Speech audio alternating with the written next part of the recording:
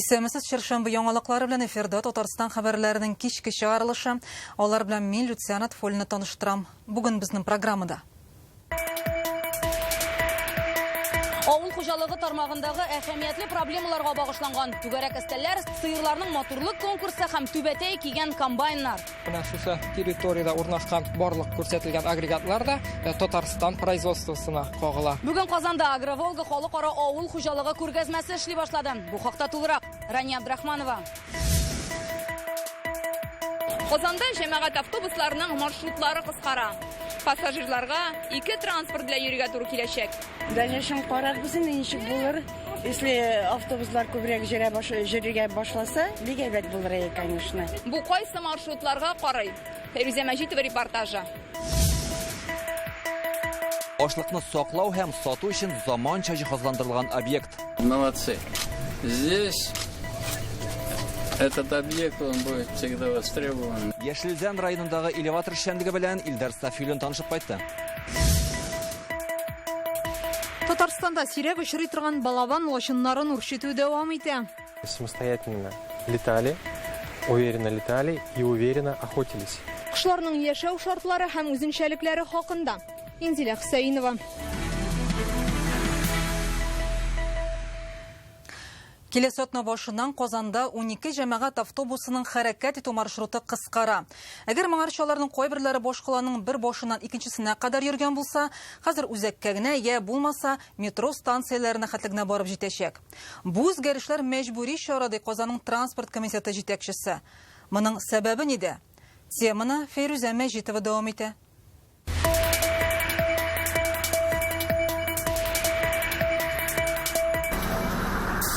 Киләсе атнадан Казан халкы җәмәгать автобусларында үзгәртелгән маршрутлар буенча йөри башлаячак. 12 маршрут автобусының хәрәкәт итү юлы кыскара. Сез аларны экранда күрәсез. Яңалыкны башкаланың транспорт комитеты һәм автотранспорт предприятиеләре Мәскәүнең фәнни тикшерү институты белән берлектә керткән. Бу транспорт өлкәсендәге хәзерге күп санлы проблемаларны исәпкә алып, халыкка ничек тә хезмәт күрсәтү өчен мәҗбүри чара диләр. Это в первую очередь вынужденная мера. Безнең транспорт өлкәсе җитди проблемалар белән очрашты. Автобус йөртүчеләр, кондукторлар җитми, аларның штаты 60%-ка гына тула. Автобус паркы искергән, алар 2013 елда алынганнар иде.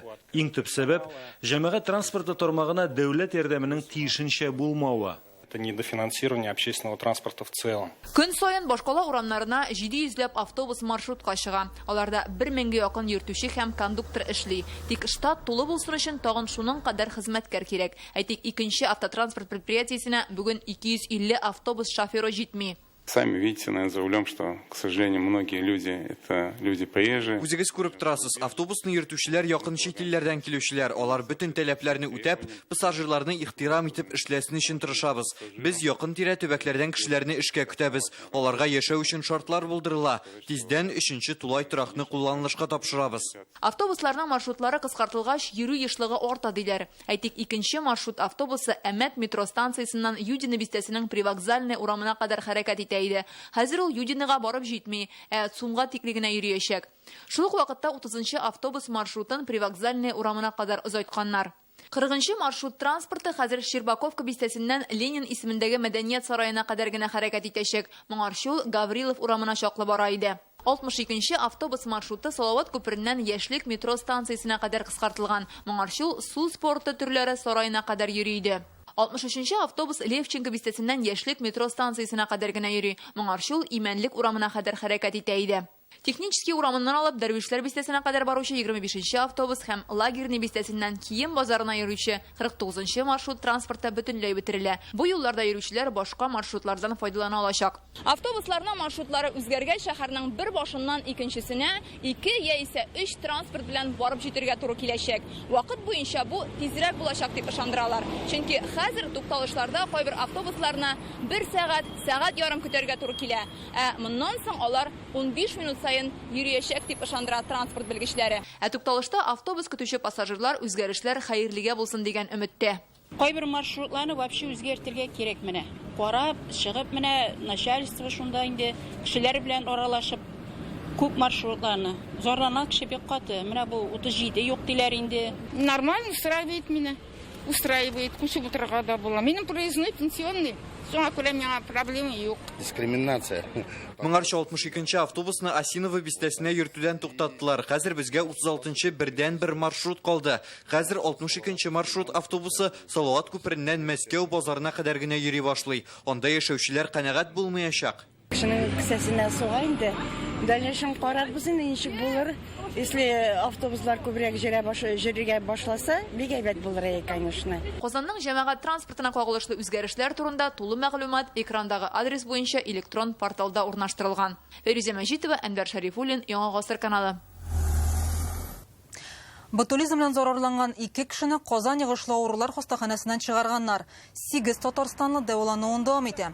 Шуларның 3-се авыр хәлдә, реанимациядә. Берсе ясалма сулыш аппаратына тоташтырылган. Исегезгә төшерәбез, июнь башында Мәскәүнең Local Kitchen оешмасында ясалган лобби салаты ашап, йөзләгән кеше агуланган иде. Санитар таләпләр үтәлмәгән өчен компаниянең эшчәнлеген суд 90 тәүлеккә туктатты. Роспотребнадзор хезмәткәрләре 250 тонна азык-төлекне сатудан ала. Бүген Татарстанда иң зур элеваторны эшләтеп җибәрделәр. Ул Яшелүзән районындагы Зөя төбәгара логистик үзәге территориясында урнашкан. Бу ашлык китерү һәм читкә озату өчен бик уңайлы урын. Автомобиль, су һәм тимер юллар шушында кисешә. Бүген яңа объектны Рөстәм Миннеханов карады. Ул үзебездә шундый үзәк ачуның әһәмияте зур булуын әйтте. Моннан тыш Яшелүзән районында Татарстан рәисе катнашында минераль плитәләр җитештерәчәк завод төзелешенә старт бирделәр. Яңа объектларның республика икътисады өчен мөһимлеге турында Илдар Сафиуллин.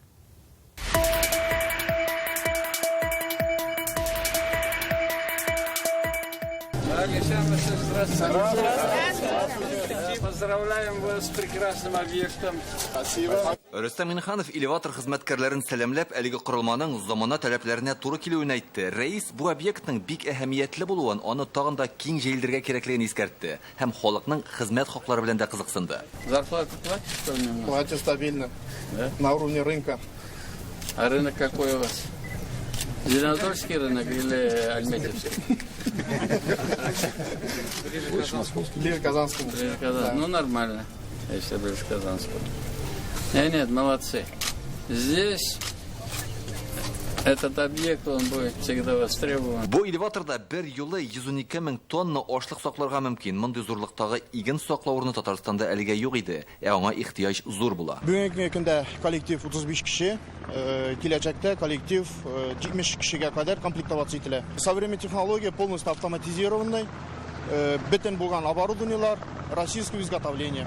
Татарстанда бердән бер булган һәм заманча җиһазландырылган әлеге элеваторның төп өстенлеге шунда ки, ул Идел елгасы буенда һәм тимер юл янында ук урнашкан. Янәшәдә генә транспорт трассасы. Ягъни җитештерелгән икмәкне монда тупларга һәм сакларга мөмкин. Моннан тыш, ашлыкны сату өчен дә яңа юллар барлыкка килә дигән сүз. Проектны тормышка ашыручы компания Татарстанда 2018 елдан бирле 8 районда эшчәнлек алып бара. 200 мең гектарга якын җирдә иген үстерәләр. Яңа элеватор ашлыкны саклау гына түгел, сату буенча да бүгенге базар шартларына яраклаштырып төзелгән. Бүген бер машина белән сату уже ул файдалы түгел. Кирәк партия вагонный состав белән, корабль белән каядыр җибәргә. И бүгенге көндә сатып алучылар именно менә шушындый базарны эзлиләр. Аларга зур объемда эшләргә кирәк. И без шуңа күрә менә шушы силосларда формировать итәбез төрле партиялар, төрле компаниялардан. И шу компаниялар аша бездә формировать итеп, алар үзләренең ашлыкларын безнең документлар белән, безнең лаборатория данныйлар белән сата алалар любой төрле сатып алучыга.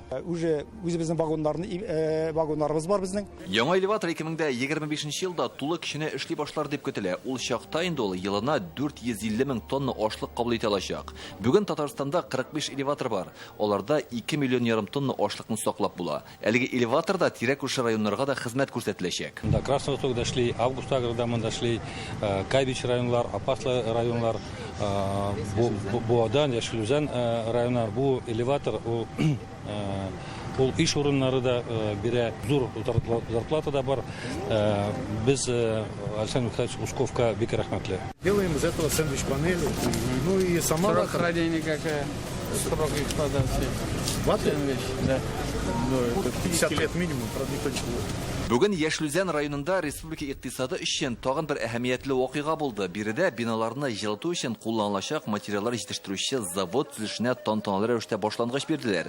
Истәлекле чарада Рөстәм Минханов та катнашты. Монда минераль мамыктан плитәләр ясарга җыйналар. Аны өлешләп эшләтеп җибәргә ниятлиләр. Производство до 70 тысяч теплоизоляционных изделий из минеральной ваты. Это исключительно экологический продукт, но и логистический центр 100 тысяч квадратных метров. Это серьезные проекты.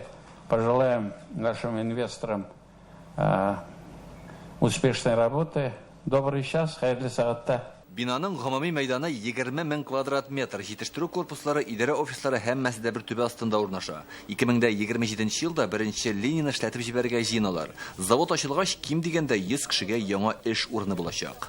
Яшелүзән районыннан Илдар Сафиуллин, Рәмзел Гарипов, Яңа Гасыр каналы. Рөстәм Минханов Озон логистик үзәгенең 3нче өлешен ачуда да катнашты. Ул Яшелүзән сәнәгать паркы территориясында урнашкан. Склад комплексы биредә 2020 елдан бирле эшли һәм онлайн сатып алучыларны тулысынча тәэмин итә. Мәйданнарны арттыру нәтиҗәсендә монда хәзер 17 миллион товар урнаштыра алалар. Эш мөмкинлеге 80% арткан. Татарстан рәисе билгеләп үткәнчә, склад комплекслары күбәю, хезмәт күрсәтү сыйфатын яхшырту мөмкинлеген бирәчәк. Шулай ук яңа эш урыннары булдырыла. Эта программа реализации интернет-торговли, она не только качественное обслуживание татарстанций наших клиентов, это прежде всего возможность татарстанским предприятиям, продавцам выходить на рынок. Бүген башкалада дөнья күләме әһәмияткә ия вакыйга башланды. Казан Экспода халыкара авыл хуҗалыгы күргәзмәсе ачылды. Агро-Волга инде 3нче ел рәттән уздырыла. Ул Россиянең төрле төбәкләре һәм чит илләрнең аграр тармак белгечләренә тәҗрибә уртаклашу, партнерлар табу һәм дөнья базарына чыгу мәйданчыгы булып тора. 400-дән артык компания күргәзмәдә үз эшләнмәләрен тәкъдим итә. Монда Беларусь, Казахстан, Төркия, Куба, Боливия кебек дәүләтләр һәм беренче тапкыр Кытай катнаша. Рания Абдрахманова толырак.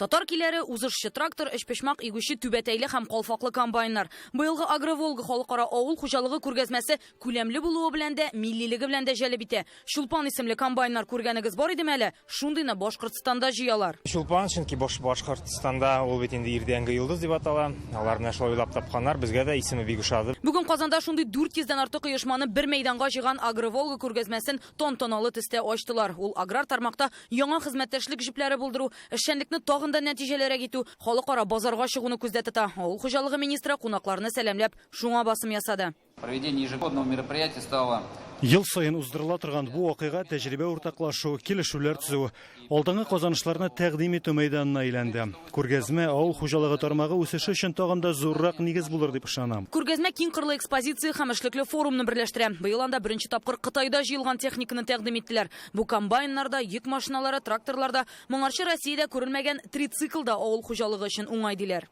Находимся рядом с Китаем. Безнең шәһәр Кытай янында урнашкан заводларына барып кайттык та менә шундый машинага кызыктык. 4 тәгәрмәчле көндәшләр күп, тик мондый 3 тәгәрмәчле күп йөк тия ала торган, тар аралардан да үтә ала торган техника беркемдә дә юк әле. Үз техникасын шулай ук Беларусь, Иран, Төркия тәкъдим итә. Измир белгечләре туфрак көпшәкләндерү, ырлык чәчү станоклары җыя.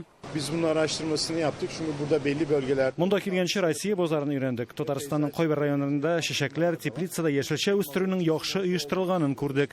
Шуңа татар кардәшләребез белән хезмәттәшлек итәсе дә килә. Наша компания Безнең оешма импортныкын үзебезнекенә алыштыру белән күптән шөгыльләнә. 2022 елдан соң заказлар артты. Чылбырлар җыю буенча яңа цех ачтык. Татарстанда хезмәттәшләребез бар. Алар белән күрешеп, элемтәләрне ныгытырга килдек. Решили посетить вашу выставку для того, чтобы расширить. Сезнең күргәзмәдә беренче тапкыр катнашабыз. Авыл хуҗалыгы продукциясе җитештерүчеләре базасын киңәйтәсебез килә. Татарстаннан бертөкле культуралар алырга әзербез. Татарстанның үзенең дә күрсәтер казанышлары бар. Республикада ясала торган авыл хуҗалыгы техникасын быел айрым Made in Татарстан мәйданчыгында тәкъдим итәләр. Минпромторг белән бергә коллективный стенд дип әйтегәйме, шул оешма белән үткәрәбез. Менә шушы территорияда урнашкан барлык күрсәтелгән агрегатлар да Татарстан производствосына кагыла. Эшлекле программада киң кырлы һәм бай, анда авыл хуҗалыгы тармагындагы иң мөһим мәсьәләләр күтәрелә. Шуларның берсе кадрлар кытлаган. Россельхозбанк уздырган тикшерүләрдән күренгәнчә, ихтыяҗ зур булган һөнәр ияләре агроном белән мал табибы. Илдә аграр тармакта ел сайын 20 000 студент югары белем алып чыга. Аларның 25% гына шушы өлкәдә калырга җыена. 15% үз эшен ачырга хыяллана, тагын 15% фән өлкәсендә эшләргә тели. Ә калганнары, димәк күпчелеге, кайсы юнәлештә атларга белми. Они не совсем понимают. Алар үзләренә нинди киләчәк сайларга икәнне белми. Төпле итеп без моны аңлатырга, кызыксындырырга тиеш. Беренчедән, кичәге студентның үзенең мәнфәгатьләрен канәгатьләндерергә кирәк. Икенчедән, бездә шундый вакансия бар дип әйтү генә җитми.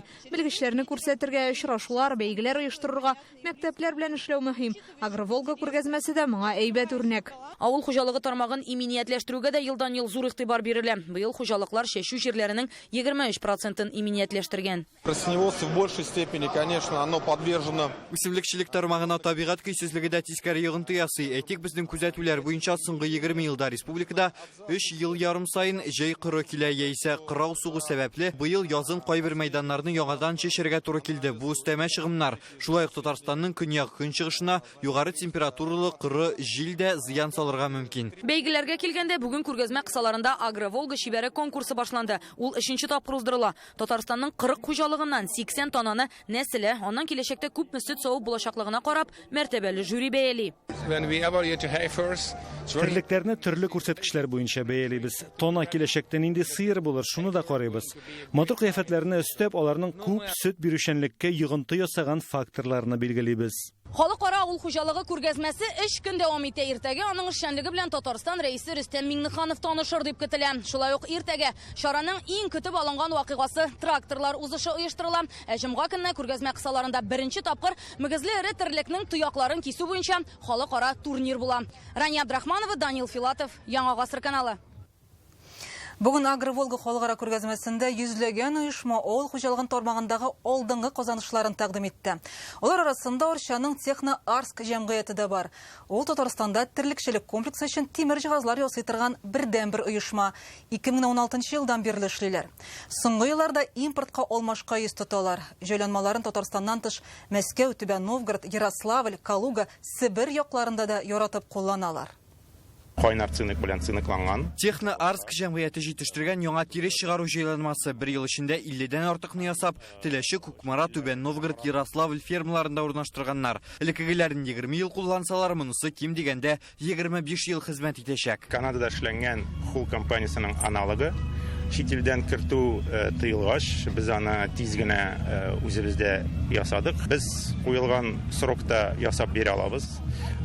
Алшар ай чит илдән кайтканның көтәсе юк. Барлык җиһазларның замана таләпләренә туры китереп яңартып торалар, җылтыла торган су савытларын тимердән ясыйлар. Ул ныграк та электр энергиясендә азрак сарыф итә. Тире җыештыргычны тарттыручы җайланманы да чыдамрак иткәннәр. Тузмый, шәрдәкләнми, аякны травмировать итмей, сип приводларына караганда тартылмый, сузылмый, һәм дә эксплуатация вакытында аны алыштыру бик җайлы.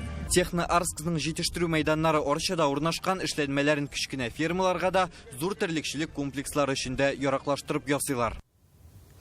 Бүген Рөстәм Миңнеханов белән Росагролизинг предприятиесе җитәкчесе Павел Косов Казанда оешманың филиалын ачты. Ул Идел бу федераль округында беренче булып эшли башлаячак. Монда Татарстанлылардан тыш башка төбәкләрдән дә авыл хуҗалыгы хезмәткәрләрен кабул итәләр. Төбәкчелек коммерцияле һәм ташламалы лизингны җәелдерүгә юнәлдереләчәк. Республикада авыл хуҗалыгы товарлар җитештерүчеләренең 700дән артыгы бу оешманың клиентлары. Лизинг программасы буенча якынча 5 миллиард сумга 670дән артык техника сатылган. Тантаналы ачыштан соң Иделбу федераль округындагы шушы тармак вәкилләре белән киңәшмә узды. Яңа филиалда лизинг буенча беренче килешүне дә имзаладылар. Казан вузларының түләүле бүлекләрендә уку бәяләре билгеле булды. Иң кыйммәт факультет теш табибы белгечлеге булачак. Булачак дантистлар 320 мең сум түләргә әзерме һәм кабул итү компаниясының башка рекордлы суммалары хакында Реальное время интернет газетасындагы мәкаләдән укый аласыз. СВО зонасында контракт буенча хезмәт итүче Лениногорск егете кыска вакытлы ялга кайткан, аңа Араб дигән шартлы исем биргәннәр. Узган елдан бирле 23 яшьлек хәрби медицина пунктында көч куя. Туган ягына кайткач беренче эш итеп мондагы волонтерлар төркеменә ярдәм итәргә керешкән. Исегезгә төшерәбез, Татарстанда 31 июльгә кадәр контракт төзеп хәрби хезмәткә китүчеләргә 700 мең сум акча түлиләр. Район шәһәрләр предприятиеләрендә мондый ярдәмен исәпкә алсак, бер тапкыр бирелә торган акча миллион сумга җитәргә мөмкин. Халык ярдәмен тоеп хезмәт итүче Араб дигән шартлы исемле егет бүген үзе дә хәрбиләргә булышучылар рәтендә. Лениногорскида оешкан волонтерлар төркемендә аның әбисе дә бар. Былтыр февральдә армиядан кайтканнан соң бер ай узгач, егет оборона министрлыгы белән контракт төзегән. Дуслары да СВО зонасына китү теләген белдергән. Читтә кала алмадым ди ул. Поговорил с ними. Әти-әнием башта җибәрергә теләмәде. Аннары мин алар белән сөйләштем, ни өчен китәргә теләвемне әйттем. Соңрак алар мине аңлады. Балачактан табиб булырга хыялланган ул Бөгелмә медицина көллиятен тәмамлаган. Хәзер 23 яшьлек егет хәрби медицина пунктында хезмәт итә. Беренче ярдәм күрсәтү, ярадан кан туктату, авыруларны куркыныч янамаган урынга күчерү кебек бурычларны үтиләр. Хәрби табибларга еш кына үпкә ялкынсынуын дәваларга туры килә ди Араб. Хуҗалык эшләрен башкарганда җәрәхәтләр алучылар да була икән. Мы уже там долго очень находимся и Без монда хәйран узак вакыт инде. Шуңа эш урыны да яхшы оештырылды. Ятаклар бар, операция ясау өчен өстәл каралган, тиешле ярдәм күрсәтү өчен шартлар булдырылган. Медицина пункты зур булмаса да, куелган бурычларны вакытында үтибез. Бу көннәрдә волонтерлар хәләл консерва ризыклары әзерләү цехын ачкан. Егетнең әбисе хәрбиләр өчен шифалы чәй туплый. Узган ел үзе дә СВО зонасына юл тотып, оныгына көтелмәгән бүләк ясаган. Я, конечно, взяла билеты обратно. Шул ук көнне кире кайтып китәргә уйлаган идем, билет алдым. Оныгым, әби тагын бераз кал инде дип сорады. Өстәлләр әзерләп, шулай иртәнге якка кадәр сөйләшеп утырдык. Контракт буенча хезмәт иткән өчен түләүләр вакытында килә ди егет. Махсус хәрби операциядән кайткач, югары медицина белеме алып, балалар табибы булырга тели. Алия Сабирова, Наталья Лакымкина, Роман Богатов, Яңа Гасыр каналы.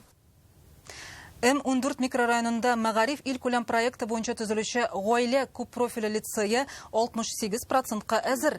Бу хакта эш барышы белән танышырга дип килгән шәһәр мэры Илсур Метшинга җиткерделәр. Төзелешне июль ахырына төгәлләргә җыеналар. Мәктәп 1224 укучыга исәпләнгән. Анда адаптив программалар кулланачаклар. Алар нигездә аутизм кебек психик тайпылышлар булган балалар белән эшләүгә юнәлтелгән. Лицейда шулай ук журналистика нигезләренә төшендерү буенча курслар оештыру карала. Уку йортының үз футбол кыры, хоккей мәйданчыгы, урам тренажерлары булачак. Төзелеш эшләре 1 миллиард сумга төшә. Мы строим социальных объектов больше всех среди столиц субъектов Российской Федерации. Социаль төзелеш буенча без барлык төбәкләр арасында алдынгы. Дистә ел эчендә 177 объект төзелгән. Безне яшь гаиләләрдә сөендерә. Узган ел Казанда 19 мең сабый дөньяга килде. Шуңа күрә балалар бакчалары салуга аерым игътибар бирелә. Яңа микрорайон проектларын раслаганда социаль инфраструктураны исәпкә алабыз. Сады, школы. Бүген Кама Тамагы районындагы тыйлыкта быел беренче тапкыр балабан лошыннарының 6 кышчыгын иреккә чыгардылар. Бу безнең республикада сирәк очрый торган ерткыч кош. Россия һәм Татарстанның кызыл китапларына да кертелгәннәр. Хәзер илдә 1000 пар шундый лошын исәпләнә. Узган ел Татарстанның экология министрлыгы проекты буенча 10 балабан лошынын үстергәннәр иде инде. Аларның кайберләре Сауд Арабстаны һәм Пакистанга кадәр очып киткән. Кышларның нинди шартларда үсүен Инзилә Хөсәенова күреп кайтты. Канатлары да ныгып, койрыклары да чыгып өлгермәгән. Кама Тамагы районына 6 кышчыкны Мәскәү өлкәсеннән июнь ахырында алып кайтканнар. Бу лошыннарның балабан дигән төре, ул көчле көрәшче дигәнне аңлата. Башка лошыннардан зуррак булулары белән аерылып торалар. Хәзер алар Татарстан табигатенә ияләшә. Бүген лошыннарны тәүге тапкыр иреккә җибәрделәр. Фактически мы можем их отслеживать только по кольцам на. Без кышларның аякларына махсус бөҗралар кигерттек. Алар ярдәмендә лошыннарның кайдалыгын белеп торачакбыз. Бу ерткыч кышлар. Шуңа күрә яннарына якын килергә ярамый, кешеләргә ияләшергә тиеш түгел алар. Әлегә балабан лошыннарына бер айда юк. Шуңа күрә алар менә шундый махсус ясалган ояларда яши, кышлар артыннан 2 ай дәвамында волонтерлар күзәтәчәк. Соңыннан алар очарга өйрәнә башлый. Лошыннарның Татарстанда сирәк очрый торган әлеге түрен саклап калу өчен 2нче ел рәттән экология проекты эшли. Аны экология министрлыгы Шеповских исемендәге иҗтимагый фонд белән берлектә тормышка ашыра. Узган ел шушы урында 10 кышчыкны үстергәннәр иде. Аларның кайберләре Татарстанда кала, берничәсе Сауд Арабстаны һәм Пакистанга кадәр очып киткән. 2 птицы были встречены за пределами Российской Федерации, одна в Саудовской. Кушлар Россиядан читкәрәк чыгып киткәннәр. Тик безнең максат аларны республика табигатына ияләштерү һәм үзебездә үрчетү. Бу эштә Сибур җәмгыяте теләктәшлек күрсәтә. Балабан лачыннарын үрчетү проекты алар уздырган яхшы эшләр формуласы конкурсында җиңү яулаган. Данный проект показал свой эффект. Проектның нәтиҗәле булуын күрдек. Әлеге кошларның санын арттыруда бу зур адым. Ул орнитологларны, волонтерларны һәм башка белгечләрне берләштерде. Әлеге кошлар Россиянең һәм Татарстанның кызыл китабына кертелгән. Соңгы тапкыр алар республика урманнарында 70нче елларда очрый. Һәм нәкъ менә 50 елдан соң алар республикага янәдән кайтарылды. В рамках этого национального проекта Алга таба без балабан лачыннарын үрчетүне экология илкүләм проектына да кертергә телибез. Ул вакытта федераль бюджеттан да акча бүлеп биреләчәк. Бу табигатьтәге төрлекне сакларга ярдәм итәр дип уйлыйбыз. Быел проектка беренче тапкыр Казан зооботаника бакчасы белгечләре дә кушылган. Аларда 2 парлашын тәрбияләнә. Бу кошлар парлашып, бала чыгарсын өчен тырышабыз диләр. Если хорошая кормовая база, 4 птенца. Без булдырган шартларда яшәгәндә алар 4-6 кошчык чыгара иде. Табигатьтә күбрәк 10га кадәр. Балабан лачыннарына оя кору өчен урынны Кама тамагында сайлау очраклы түгел. Биредә Идел елгасы ага якында гына калкулыклар һәм урманнар. Монда лачыннар үрчер өчен иң уңайлы мөхит дип белгечләр. Инзилә Хусаинова, Альбина Минаева, Яңа Гасыр каналы. Казанда Шәрык клубының ишеге алдында беренче тапкыр Щоткалар дигән музыка фестивале узачак. 10 июльдән 14-нә кадәр анда Камал театр оркестры, эстрада режиссерларының чыгышы тәкъдим ителә. Шулай ук бошмагы музыкаль спектаклен куярга ниятлиләр. Яшь композиторларның көйләре яңгыраячак. Сәнгатьтә ясалма интеллектны куллану мөмкинлекләрен дә күрсәтергә уйлыйлар. Фестивальне үткәрү урыны очраклыгына сойланмаган. Безнең шундый зур вазифабыз бу урынны күрсәтү, бу урынны таныту, бу урынны киредән шул беренче музыка сәнгате туган җирне яңарту. Ул бик тә яхшы ял булачак. Беренчедән килгән туристлар өчен генә дә түгел, ул безнең Казаныбызның музыкаль бөтен яклап бай Казанның халкы өчен, ул Казанның йөзе өчен, йөзен күтәрергә тагын да бик тә матур булачак, файдалы булачак. Бүгенге шундый хәбәрләре дә рекламадан соң һава торышы турындагы мәгълүмат белән Айрат Шамс таныштырыр. Ә мин сезнең белән сау булышам.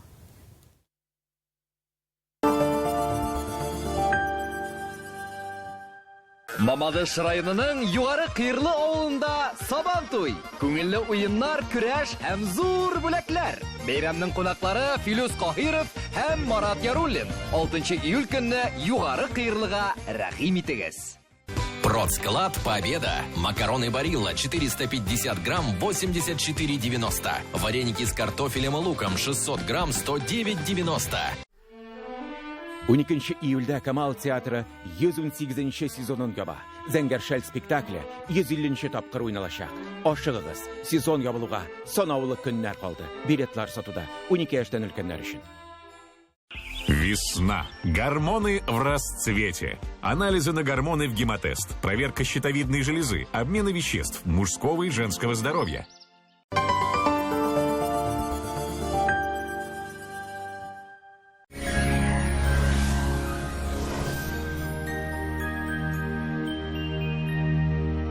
Исәнмесез. Сезнең белән мин, Айрат Шамс. Киләсе тәүлектә республикада температура урыны белән 35 градуска кадәр күтәрелер дип көтелә. Хәзер тулырак. Яндекс Погода сервисы мәгълүматлары буенча Арча, Кукмара, Яшел Үзәндә аз болытлы, явым-төшемсез. Көндез температура 34 градуска кадәр, төнлә 19-22 градус. Буа, Чүпрәле, Кама тамагында шулай ук иссе. Көндез урыны белән яңгыр, температура көндез плюс 35 градуска кадәр, төнлә 22 градуска кадәр. Нурлат, Чирмешән, Яңа Шишмәдә явым-төшемсез. Көндез температура 33-34, төнлә 19-22 градус. Яршаллы, Менделеевск, Әгәрҗедә иссе була. Көндез урыны белән яңгыр. Температура көндез 33 градус, төнлә якынча 20 градус. Әлмәт, Лениногорск, Баулыда явым-төшем көтелми. Көндез температура 32-33 градус, төнлә 18-20 градус җылы. Республиканың туристлык шәһәрләрендә температура шулай ук рекордлы рәвештә югары. Зөядә аз болытлы, явым-төшемсез. Көндез температура 33 градуска кадәр, төнлә 21 градус. Болгарда көндез 33, төнлә 21 градус җылы, явым-төшем көтелми. Алабугада көндез 33 градус, төнлә 19 градус. Болытлы, явым-төшемсез. Татарстан башкаласында температура югары. Көндез температура 34 градуска кадәр күтәрелә, төнге сәгатьләрдә температура 23 градус һәм явым-төшем булуы ихтимал. Атмосфера басымы терекөмеш баганасының 754 мм тәшкил итә. Җил көн яктан секундына 3 метр тирәсе. Дымлылык 36%. Җирнең магнит кыры тыныч. Ләкин эссе һава торышы организмга начар тәэсир итәргә мөмкин. Ачык кояштан сакланыгыз. Сәламәт булыгыз.